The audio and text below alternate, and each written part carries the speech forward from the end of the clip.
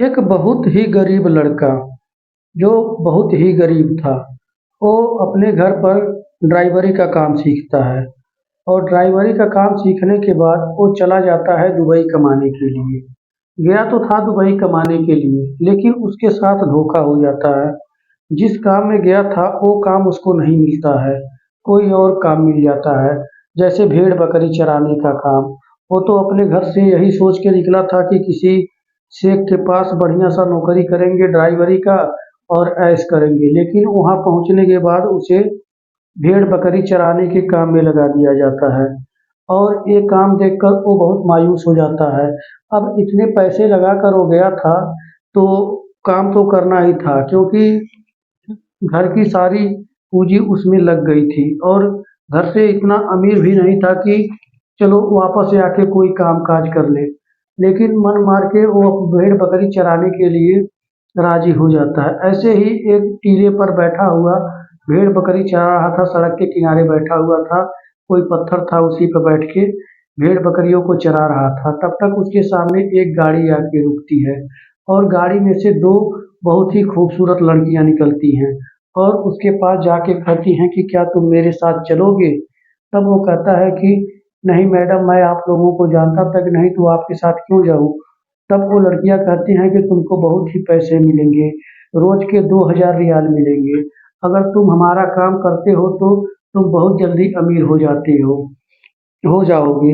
ये सोचकर वो उनके साथ जाने के लिए तैयार हो जाता है और उनकी गाड़ी में बैठ जाता है और वो गाड़ी एक बंगले पर जाके रुकती है और उस बंगले में उसको खिला-पिलाकर अब ऊपर वाले मंजिल में लेके जाते हैं। वहाँ 8-10 या 15-20 औरतें, वो भी बूढ़ी थी।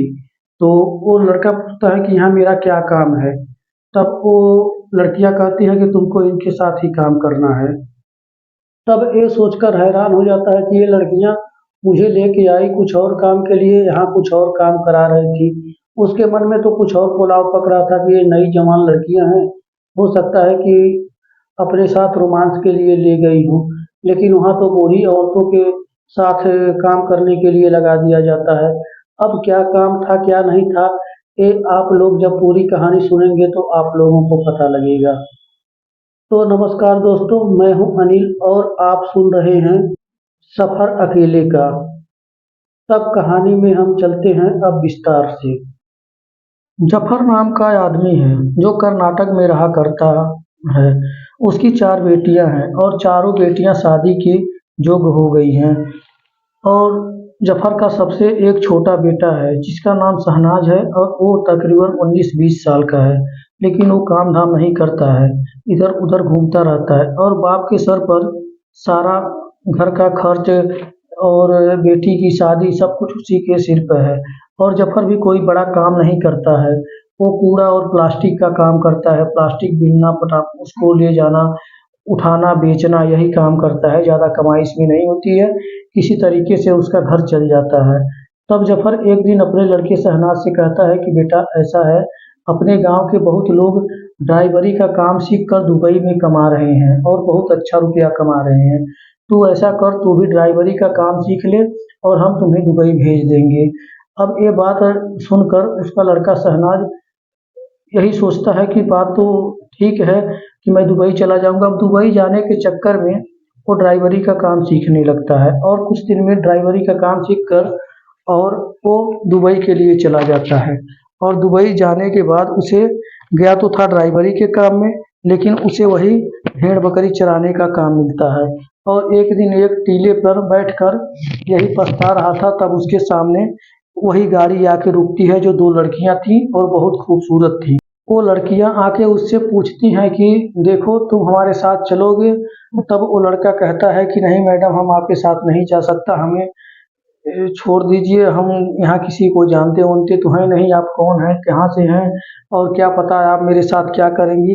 तब वो लड़कियाँ कहती हैं कि हम तुमको रोज़ का 2000 रियाल देंगे और तुम्हें हमारे साथ चलना होगा, हमारे साथ काम करना होगा। तब लड़का कहता है कि मैडम 2000 रियाल तो बहुत होते हैं, इतना तो मैं महीने में भी नहीं कमा सकता, तो ये बात सोचकर उनके साथ चल देता है, कहता है कि जो होगा वो देखा जाएगा। बस जाते-जाते एक बात कहता है कि मैडम जी, मेरे सिक्योरिटी का ध्यान रखना, मुझे कहीं कुछ हो ना जाए। तब वो लड़कियाँ कहती हैं कि नहीं, तुम्हें कुछ नहीं होगा, तुम हमारे साथ चलो। और उसको एक बड़े बंगले पर लेके जाती हैं और वहाँ उसको अपनी गाड़ी से उतार कर खाना-वाना खिलाती हैं और कहती हैं कि बस थोड़ा-सा आराम कर लो, फिर तुम्हें करना है। तब वो खा पी के आराम कर लेता है और कहता है कि मैडम क्या करना है? तब वो कहता है कि वो लड़कियाँ कहती हैं कि तुम्हें यहाँ कुछ नहीं करना है, ऊपर चलो, ऊपर करना है। तब वो लड़कियाँ उसको ऊपर लेके जाती हैं और वहाँ तकरीबन 20-25 बूढ़ी औरतें थीं और वो लड़कियाँ कहती हैं कि तुम्हें हम लोगों के साथ नहीं करना है, इस बूढ़ी औरतों के साथ करना है। तब लड़का कहता है कि मैडम ऐसा नहीं हो सकता, मैं इन लोगों के साथ नहीं कर सकता। तब वो लड़कियाँ कहती हैं कि तुमको 2000 रियाल चाहिए कि नहीं चाहिए? तब वो लड़का कहता है कि चलो ठीक है, चाहिए तो ज़रूर। तब वो लड़का उनके साथ करता है और शाम को उसको 2000 रियाल दिया जाता है और ऐसे करते-करते 1 महीना बीत जाता है और उसने ढेर सारा पैसा कमा लिया था और कुछ पैसा अपने घर लगा देता है, जिससे उसका बाप अपने 3 लड़कियों की शादी कर देता है। 3 लड़कियों की शादी हो जाता है, बच जाती है 1 लड़की। अब आप लोगों के सामने मैं ये बात साफ कर देना चाहता हूँ कि वो लड़का वहाँ पर करता क्या था। ज़रा बात ये है कि वो जो बूढ़ी औरतें थीं, उनको कोई वहाँ बीमारी पकड़ लेता था। उन बूढ़ी औरतों को कोई बीमारी हो जाता था, तो उसके घर वाले उनको निकाल देते थे। वो औरतें बहुत धनी और सक्षम परिवार की होती थीं, लेकिन बीमारी के कारण उसके घर वाले उनको अपने घर से निकाल देते थे, क्योंकि उनको डर था कि कहीं ये बीमारी हमें ना हो जाए। और वो जो दोनों लड़कियां थीं, वो समाज सेविका थीं। वो ऐसे ही बूढ़ी औरतों को पकड़कर उस मकान में ऊपर वाले मंजिल में रखती थी और उनका सेवा सत्कार करती थी। और सेवा सत्कार करने के लिए उनको कोई एक लड़का चाहिए था और उनके अकेले का बस का नहीं था।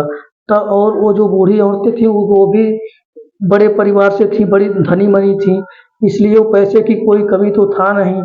इसलिए वो सब उन दोनों लड़कियों की मदद से इस लड़के को ले आती हैं। अब ये लड़का उनको सेवा सत्कार करने लगता है। इसको भी बीमारी का डर था, लेकिन इसके सेफ्टी के लिए, जैसा आप लोगों को पता है कि कोरोना में किट पहना जाता था, वैसा ही किट इसको दिया जाता है। लेकिन वहाँ कोरोना की बीमारी नहीं थी, कोई और बीमारी थी।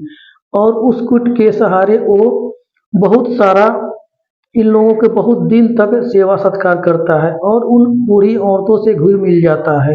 और एक दिन शहनाज कहता है कि अब मुझे घर जाना चाहिए, क्योंकि 2000 रियाल के से कमाते-कमाते काफ़ी पैसे कमा चुका था और अपने 3 बहनों की शादी कर चुका था और 1 बची हुई थी। तब वो उन बूढ़ी औरतों से और उन लड़कियों से कहता है कि ऐसा है मैडम, अब मैं घर जाना चाहता हूँ, क्योंकि हमारी एक बहन रह गई है, उसकी शादी भी करना है, मुझे अपना भी शादी करना है और अपना घर परिवार भी देखना है। तब वो बूढ़ी औरतें कहती हैं कि नहीं, ऐसा करो, तुम अपनी छोटी बहन का शादी कर दो और उसे बहुत ढेर सारा पैसा देती है और कहती है कि तुम अपनी छोटी बहन का शादी कर दो और तुम्हें यहाँ से कोई जाने की कोई ज़रूरत नहीं है, जितना पैसा मांगोगे उतना पैसा हम तुम्हें देंगे। अब वो पैसा पा जाता है और घर लगा देता है और उसके पिताजी उसके छोटी बहन का भी, उसके मतलब जो उससे बड़ी थी, सबसे छोटी लड़की की भी शादी कर देते हैं। अब बच जाता है ये। थोड़े दिन टाइम बीतता है, महीना 2 महीना चाहे 6 महीना बीतने के बाद अभी कहता है, फिर कहता है कि मैं घर जाना चाहता हूँ और मुझे अब शादी करनी है। तब ये बात सुनकर वो लड़कियाँ कहती हैं कि ऐसा है, तुमको शादी ही करना है तो तुम हमसे शादी कर लो।